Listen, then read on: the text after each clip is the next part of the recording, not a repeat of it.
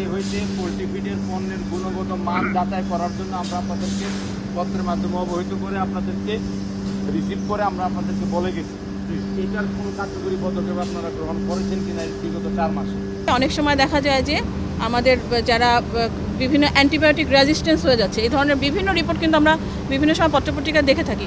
তো এই সব ক্ষেত্রে এই জন্যই কিন্তু আমাদের সরকার খুবই পরিমাণ জোর দিচ্ছেন আমাদের যে এই প্রোডাক্টগুলো আছে পোলট্রি ফিড, ফিশ ফিডে।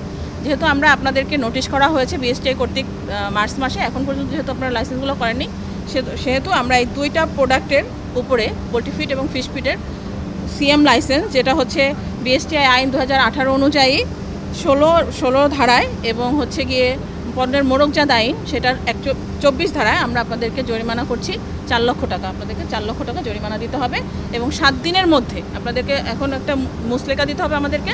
7 দিনের মধ্যে অবশ্যই আপনারা এই আবেদনটা করে অবশ্যই এই প্রোডাক্টগুলোর লাইসেন্সটি করে নেবেন এবং আপনাদের যে প্যারামিটারগুলো যাচাই করে নেবেন আদৌ এটা আমাদের যে স্বাস্থ্যের জন্য, মানব স্বাস্থ্যের জন্য কোনো ক্ষতিকারক কোনো কিছু এই পোলট্রি ফিড এবং ফিশ ফিডের মধ্যে আছে কিনা এটা যাচাই করে নিতে হবে।